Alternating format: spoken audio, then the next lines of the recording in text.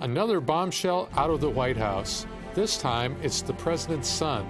Donald Trump Jr. admits that he met with a Russian attorney a few weeks before the Republican convention. How much trouble is Donald Trump Jr. in? We discuss. Back in Wisconsin, there is still no state budget, and the battle lines between the factions of the Republican Party seem as wide as ever.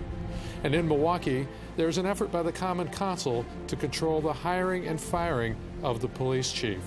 What's behind this effort? We discuss. All that and more today from the best political team in Wisconsin on OnPolitics. Oh, good afternoon, everybody. I'm David Haynes. I'm the opinions editor at the Milwaukee Journal Sentinel. And big news out of Washington once again this week involving Donald Trump and his family, this time Donald Trump Jr. I'm joined by Dan Bice, columnist for the Journal Sentinel, and Bill Glauber, a reporter. Bill, lots of news, lots of emails flying around about this meeting that Trump Jr. had with a Russian lawyer about a year ago. How much trouble might he be in? First of all, I think he is in trouble. I think that the father's in trouble because they had been denying for a year that there were any contacts between them and the Russians, and now there's this first contact, which is in an email and then in a meeting. Whether it's legal or not, have no idea. Seems to be a tip of the iceberg thing. He campaigned here, unlike Hillary Clinton. Donald Jr. actually campaigned here. Interviewed him, an impressive guy, and he could hold the crowd, the audience. It was in Brookfield. He was a good surrogate for his father. But he did a fundraiser here, too. Yes, he did. But this is beyond surrogacy. This is quite serious. He got somehow mixed up in the actual campaign workings, and it's unlike any campaign we've ever heard of. Operatives, Dan, and if they get something like this, if the top people in the campaign get something like this, they pick up a phone and say, whoa. Yeah, but it's actually a lack of experience that allowed this to happen because in addition to the information that you get, you want to see who it's coming from, whether they have an axe to grind, that sort of stuff. But let me play devil's advocate here. I've been listening to Rush Limbaugh, Sean Hannity, and Fox News for the last couple of days. Your ears are burning. I had to do it as part of my job. They have several arguments against this, not saying this isn't a huge story. The first one is that there's nothing illegal here. They're quoting everybody from Alan Dershowitz to Jeffrey Toobin saying, just keep on moving, nothing big here. What do you think? On the face of it, they're probably, right now, you have some people saying something illegal has occurred, but I would go on the side of caution and say we really don't know what occurred because we don't even know. We're taking their explanation, the lawyer and Donald Trump Jr. basically saying nothing happened here, but we really don't know what happened. What about the argument that Trump didn't know any of this stuff? That he had no idea that this meeting occurred, so he's pretty much inoculated. Donald Trump, the president, not the junior. Do you believe that? I mean, he loves gossip. This would be the ultimate gossip. And then finally, a big argument is that no information was exchanged. That they had this meeting, and you had two different interviews. You had Donald Trump Jr.'s explanation and the Russian attorney's explanation. They're pretty similar, and essentially, the biggest part of the discussion was about adoptions for Russian kids. Yeah, and there's some people who say this is sort of an opening salvo. This is how you reel somebody in. You see if they take the meeting.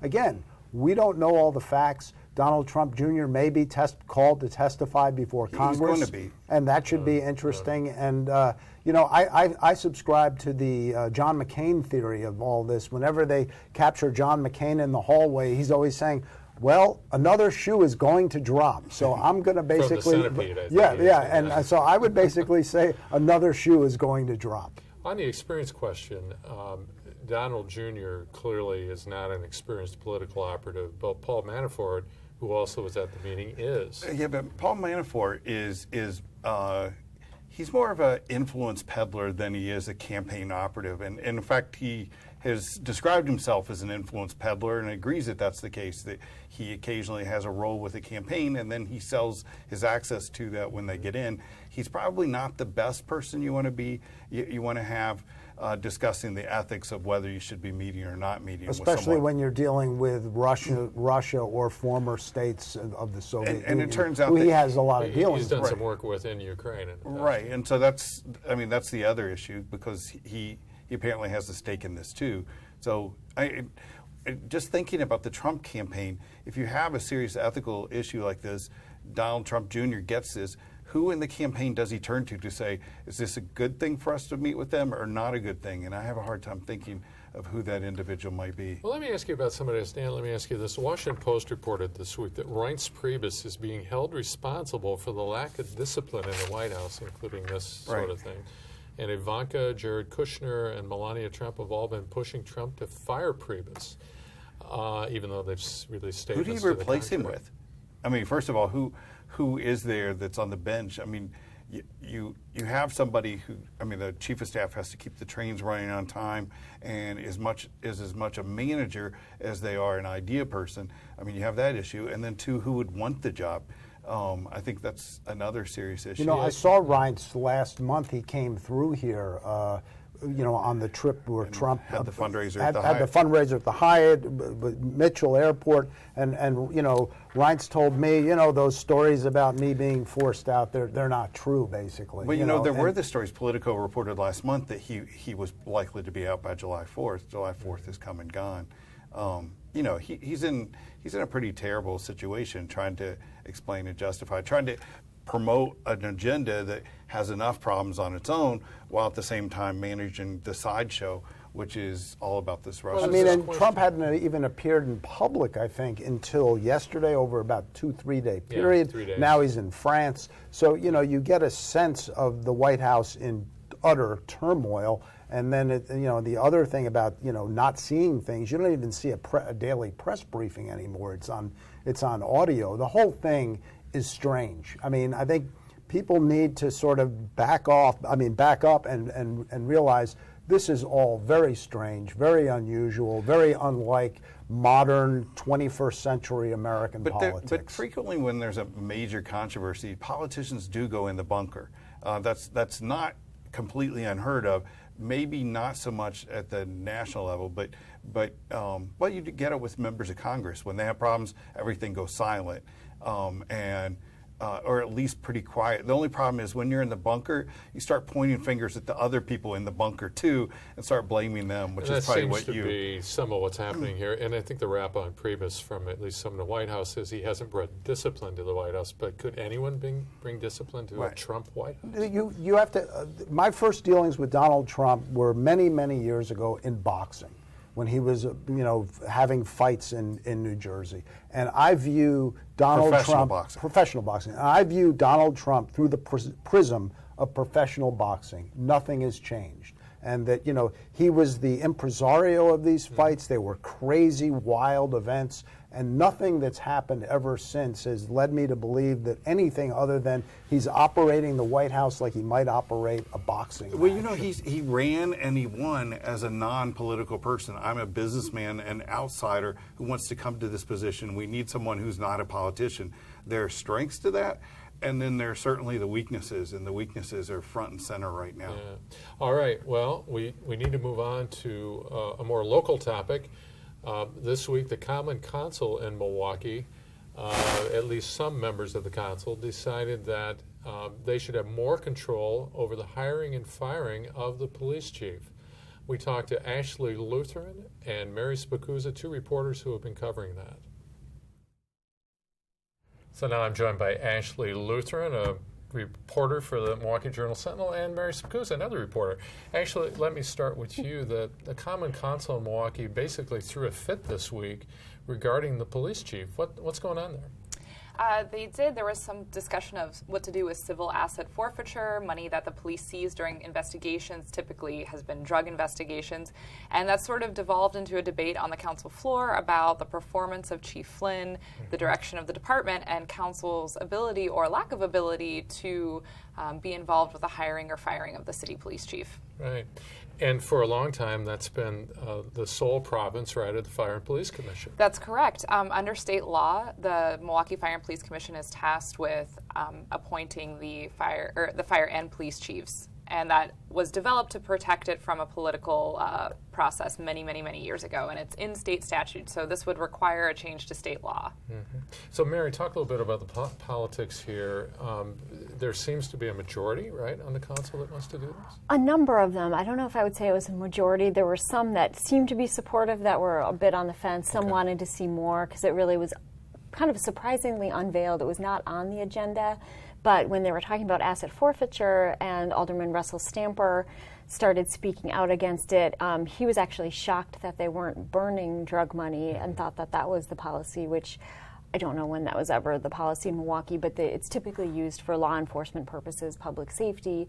But he then voiced frustration about Flynn, how Flynn spends it, and not having to get council approval of how it's being spent. That, as Ashley said, devolved into a wider discussion about Flynn. But I think that there is a lot of frustration from the council that they feel like they hear a lot from their constituents with concerns about public safety. Obviously, there have been concerns about carjacking, concerns about driving, and some, high-speed chases, and that they feel like they're held accountable to, by their constituents, but that they can't hold the police chief accountable in a way that they want to. And I think there's frustration that they feel like either the Fire and Police Commission or the mayor have too much power, and where's their say in everything. Actually, how has Chief Flynn reacted to that upheaval yesterday? So the chief so far has declined to comment. I know he's mostly stayed above the fray when there was some discussion and a little bit of controversy related to his reappointment to his third term in the summer of 2015, I believe. He basically said he would be honored to have the job. He, was happy as police chief at that time. So I'm not sure how he's currently reacting. We're not sure if he's still happy or how happy. Right. How about Mayor Barrett? What's Mayor Barrett said? Mayor Barrett said he would fight this, that this is a change that would take power away from a citizen board, and seems to feel like nothing should change and it should stay with the Fire and Police Commission. Another opponent of the change, Alderman Terry Witkowski, said that he felt this would politicize the process and essentially make it hard to recruit talent, to keep talent, if suddenly they have 15 additional bosses, the number of Common Council members. And so he was very opposed to it. Mayor Barrett was as well. Something also notable, Alderman Bob Donovan, who obviously ran against Mayor Tom Barrett in the last mayoral election, he also is not in favor of this proposal, at least right now. That's what he told us. He too has said he's not he said he's been, quote, disappointed with the chief, but he did not support this measure. It's interesting because he's been a very vocal opponent of the chief for months, if not years. So where does this go from here? There's a legislative effort now, apparently. Can there you talk is, a little yeah. bit about that? There's a new bill circulating for co-sponsorship, which would, I think it's a little different. I need to look at the details, but it sounds like it would give the Common Council the power to, essentially, they would have to sign off on whoever is appointed police chief. I'm assuming that would go for reappointments too. So it sounds a little different, but we're just finding out about it, so we're trying to get the details. All right. Well, we'll keep watching it. Ashley and Mary, thanks so much. Thank you. And now let's talk about the state budget, or the lack of a state budget. We spoke with Jason Stein about that. Republicans are still at odds in Madison. So, Jason, the Republicans continue to be at odds in the legislature about how to finish the state budget, and transportation is one of the big hang-ups. So where are we at on that? Well, where we're at is really nowhere so far. I mean, you see in the Assembly, Speaker Robin Vos did make the concession that he is accepting the fact that there will not be a gas tax or vehicle fee or other type of revenue increase to help pay for road projects. But he is still he has fallen back to a position of, therefore, there will be no new borrowing by the state for road projects, that the state will sort of have a real base level budget. And, the Senate Republicans particularly are just having none of that. They want more than $700 million in borrowing for roads. So there's there's almost $750 million difference that are still separating the two sides on this one. Yeah. And wasn't there a plan thrown out there in the last few days, too, which would sort of fund transportation with revenue maybe that's being used to fund other things? I mean, there's always that possibility. The borrowing would be, whenever government borrows money, you look at what is a stream of money that's going to be used to pay off those loans. The governor would be willing to do $300 million in loans that would be just for, paid off with gas tax money, paid off with money that traditionally is used for highway projects. Senate Republicans want to toss on several $100 million more that would be paid off with sales and income tax money that is typically used for schools and healthcare and other priorities besides roads. So that's one of the arguments that, all that sounds pretty esoteric, but I mean, at the base of it is, do you want to sort of squeeze schools a little bit in future years to have more orange cones up on the roads, over the next 12 months? I mean, that's sort of what's at the heart of it. What's the upshot of increased borrowing? Will that increase the cost of some of these road projects down the road? Sure. I mean, it's a trade-off because on the one hand, because of inflation, the cost of actually doing the construction may go up, probably will go up over time. They certainly have in the past. And, on the other side of it is people like the Assembly Republicans are concerned that there is this ever larger share of our road fund that gets devoted to just paying off debt. That a few years ago, it was in the 10 cents on the dollar range. Now it's up, past 20 cents on the dollar.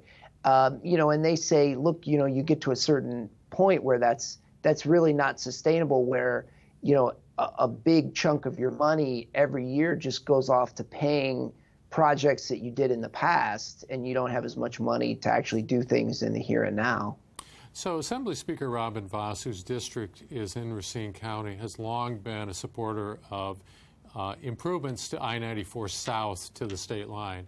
Right. But there's been a lot of talk in recent days about the possibility of this large Asian conglomerate, Foxconn, relocating manufacture here, and the rebuild of I-94, particularly a couple of those interchanges, plays into that as well, right?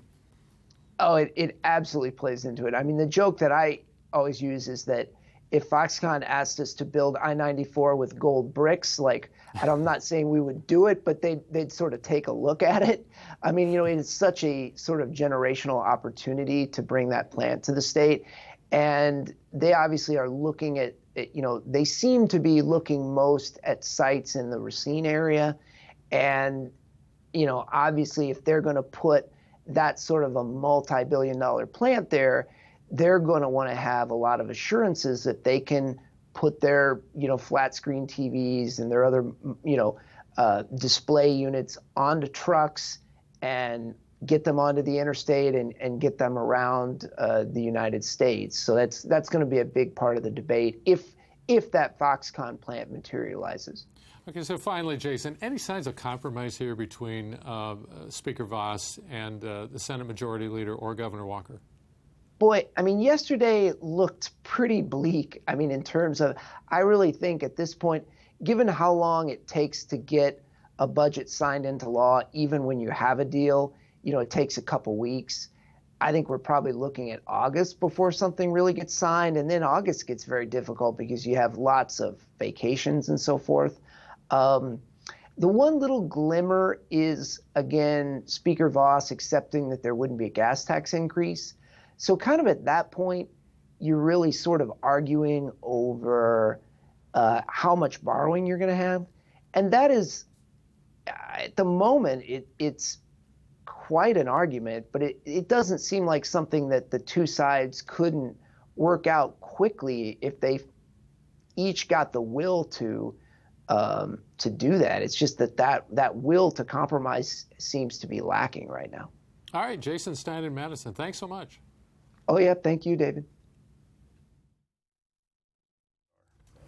All right, so now it's time for our favorite time of the day. Yay. Winners and losers. Who goes first? Dan Bice goes first. Who's your winner this week? My winner's Andy Gronick. He's the first Democrat. The Democrats now have a candidate Candidate for governor. running for governor, hoping to take on Scott Walker. The only question is this the candidate they want? He's not very well known. He has a little bit of money,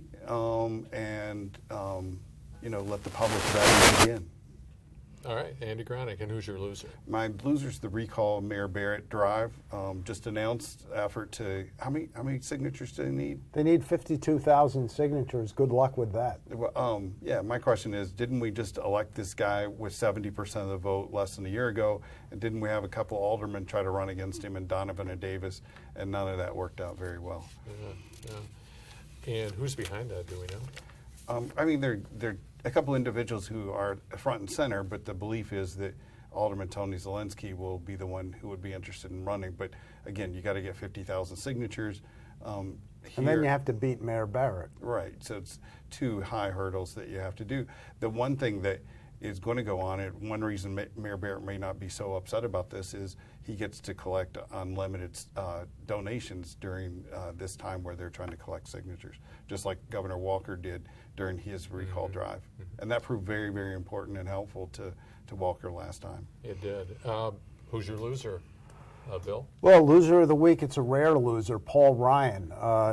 He's got a real opponent of a Democrat, Randy Bryce, this iron worker who's raised a ton of money, who's chased one person out of a potential Democratic primary, has another person. I'm not saying Randy Bryce is going to beat Paul Ryan, but he's got backing, he's got some national notoriety now, and so you got an opponent. That's not good. And then Dave, you wrote about Ryan having to deal with Donald Trump. You called it the Ryan shuffle. He dodges, he weaves, he loses his voice and then his nerve, and he couldn't even answer the simple question about would you take a meeting with a Russian operative who was ditching dirt on a political opponent. The answer obviously is no, but Ryan said, I'm not going to get into hypotheticals. So he's still trying to work out the dance with Donald Trump. So is that permitted for us to start quoting the moderator? Well, I think in this case it is. Fine. Yes, yes. All right. So, Hey, I have a winner. Oh, your winner. I have a winner. Of course I have a winner. Yeah, The who's your winner? Milwaukee Brewers. I realize they're going to fade out of first place probably in the second half of the season, but they went through the first half of the season. A team, Dan and I talked about this. I thought this team 70 wins max, 70, 75, and they've got 50 wins. They've got they're building a talented core of youth. Their pitching may or may not hold up in the second half, but good for them. They've made a run. So what's more surprising, the Brewers or the Cubs? I think the Brewers are more surprising. I think it's never a surprise if a World Series champion takes a half step back. The Cubs are playing terrible baseball, but they made a big trade today for another starter with the White Sox. So, you expect to see them back, in the pennant chase. And it's only a 5-game lead, so that's a week. Yeah, it's a week, Yeah. but it's it's fun. Baseball It is fun. in July being worthwhile in Milwaukee. Who would have thought it this year? We're usually talking Packers by this point. Yeah. Pretty close. All right, so let's move on to a couple of reader questions. And I'm not sure who wants to take this one, but it's been reported that large media outlets, that over 90% of their articles are about Donald Trump or negative. And I keep reading, the viewer says, negative stories from Craig Gilbert and Jason Stein about Scott Walker and Donald Trump. And I challenge them to find something positive about Trump or Walker. Well, on the Trump side, you have potentially one of the gravest political scandals in the nation's history that is surrounding Trump. Not proven, but it's out there, and you have no legislative victories that people can really point to. So, by that very nature of those two things, the coverage of Trump is going to be very tough. It would be anyway, but with those two things, it's very tough. Let you take Governor Walker. Actually, just a couple of weeks ago, he was our winner here. His numbers are up. The Foxconn coverage is not. It's sometimes critical, but That would be a huge victory for him if he gets it. I think he'd get a lot of credit for that. And if they land it. The fact is, there's one bipartisan element to this question, and that is anybody who's in power believes that they're being covered too critically. But for us, victory brings scrutiny, and so that's what the press does. So Dan, what's, from another viewer, what's the difference between what Donald Trump Jr. did, meeting with a Russian lawyer, and let's say the Washington... Who's purportly has negative information from about Hillary Clinton, yeah, and is purporting to represent the Russian government, compared with the Washington Post or the New York Times doing the same thing? I think, I can't say for the New York Times or Washington Post. I've never had a foreign government come to me and say, or a representative of a foreign government or someone purporting to be, but with something like that, for me, the issue would be not just the information they're providing, but the fact that a foreign government was trying to influence the election. I think that for us, that could become the news story. It's not so much what they're bringing, but you would have to try to confirm that the person is associated with the foreign government. And then you would have to also see the government and whether it's allied or not allied with our government, and what axe they have to grind. Because many of the people calling with tips have axes to grind. But the fact is, that if a foreign government is trying to influence an election, that becomes a story in and of itself. And there might be the difference. Other difference might be that the foreign might be trying to influence the potential next president. Right, which is a huge difference between a newspaper and a journalist and a politician. I think you can't overstate a foreign government trying to influence an American election is unusual and I would think unacceptable. I don't think it probably is not. It's happened in the past, and Right. in fact, Lyndon Johnson accused Nixon of colluding with a foreign government. In that case, I believe, the question is, North Vietnam. How directly did they do it, and were they successful? I mean, those become the other issues as well. And I'm sure America has tried to influence other elections. We know, done more than that. Right, yeah. right. We know, and a number of times that we've tried to do it, but the politics involved here is another thing that Trump doesn't seem to appreciate. He did an interview yesterday with the 700 Club, and he said during the interview that is basically the Russians were promoting their interests and we're promoting our interests. What's the difference? Well, there's a huge difference between those two things. We've, been enemies with Russia and the Soviet Union for, nearly 100 years. Not 100 years, but decades. And it's gone back and forth. In recent years, I mean, there was the hope that there would be a rapprochement. And under Putin, it's gone the other way. Okay, well, that wraps up another version of On Politics. I want to thank Jason Stein, Mary Spacuzza, Ashley Lutheran, and my colleagues Dan Bice and Bill Glauber. Thanks for being with us.